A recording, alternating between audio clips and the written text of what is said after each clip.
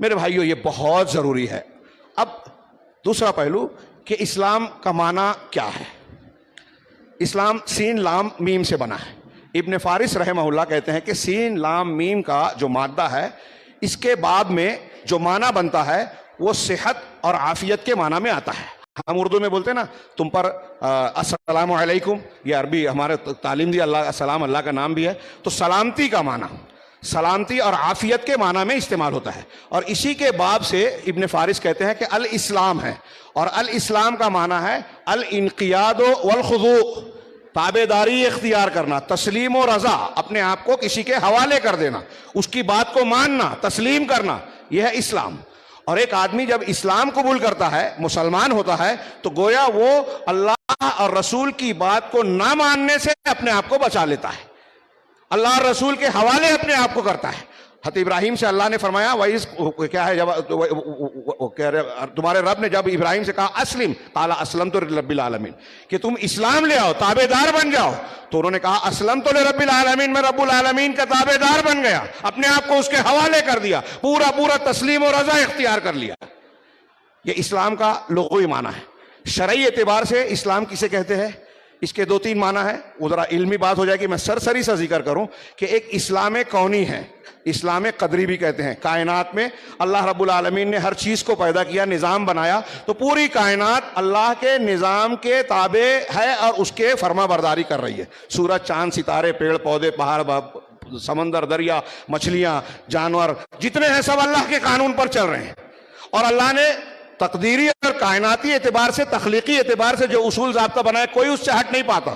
ایک کافر کے گھر بھی ماں باپ شادی بیاہ ہوتی ہے تو ماں باپ کے جو پروسیجر ہے ملاپ سے بچہ پیدا ہوتا ہے، اس کی نشو و نما ہوتی ہے۔ اس معنی میں کونی اسلام میں کافر اور مومن بھی، کافر بھی جو ہے اللہ کے قانون پر چلنے پر مجبور ہے، وہ اللہ پر ایمان نہیں رکھتا، ہاں تقدیر کے امور پر چلتا ہے، اختیاری امور میں نہیں، یہ غیر اختیاری امور ہے۔ ایک اسلام کا شرعی معنی ہے۔ دوسرا، اس کی بھی اسلام کی 2 تعریف کی لوگوں نے۔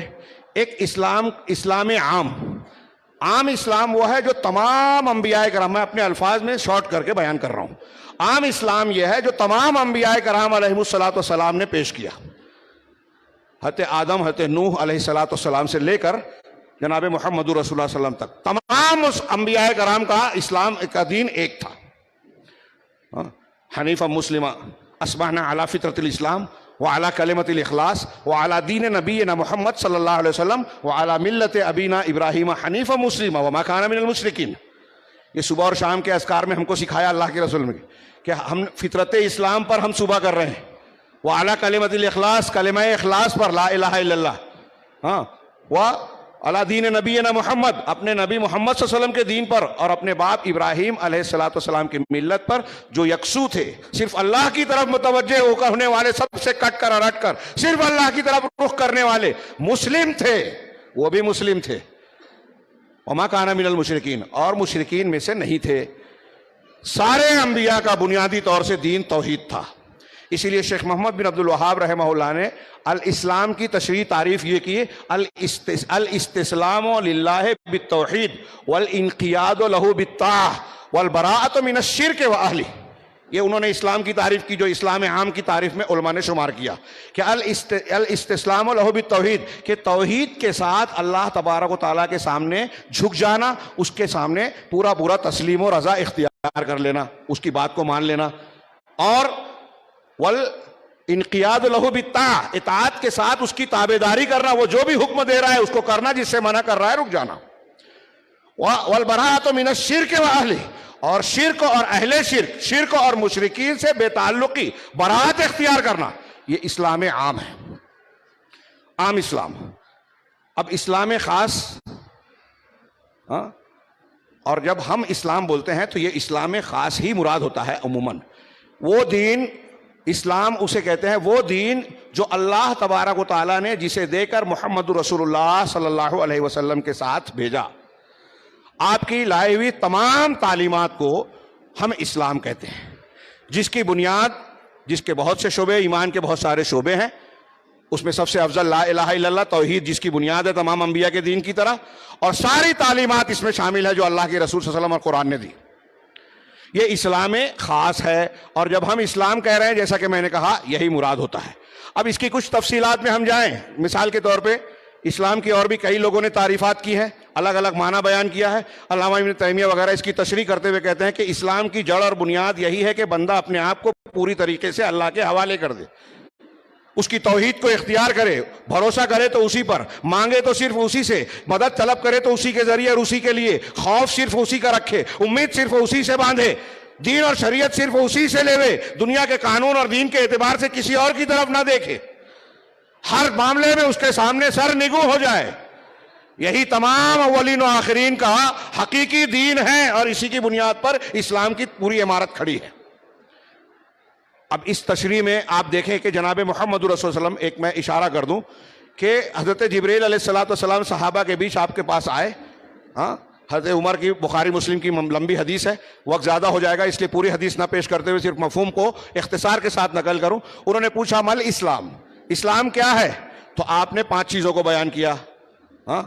الاسلام ان تشہد ان لا الہ الا اللہ وانی رسول اللہ وان محمد رسول اللہ وان تقیم الصلاۃ وتؤتی الزکاۃ واقام شہادت ان لا الہ الا اللہ وان محمد رسول اللہ واقام الصلاۃ وایتاء الزکاۃ وصوم رمضان والحج ان استطعت الیہ سبیلا۔ یہ اسلام کے 5 ارکان، شہادتین، اللہ اور اس کے رسول کی گواہی دینا، نماز، روزہ، حج، زکوٰۃ۔ شاید میں عربی عبارت میں ایک چیز زکوٰۃ چھوڑ دیا تھا۔ یہ 5 چیزیں، وایتاء الزکاۃ، یہ 5 چیزیں ارکان اسلام کہلاتی ہیں۔ کیوں اس کو ارکان کہا گیا؟ اس پر علماء نے بڑی پیاری پیاری تشریحات کی ہیں، اس کا موقع نہیں۔ یہ 5 ارکان براہ راست دنیا کے تمام مسلمانوں پر حسب استطاعت فرض ہوتی ہیں، جبکہ دوسرے احکامات میں اس کے مقابلے میں کہیں زیادہ چھوٹ نظر آتی ہے، کچھ پر فرض ہوتا ہے کچھ پر نہیں ہوتا ہے۔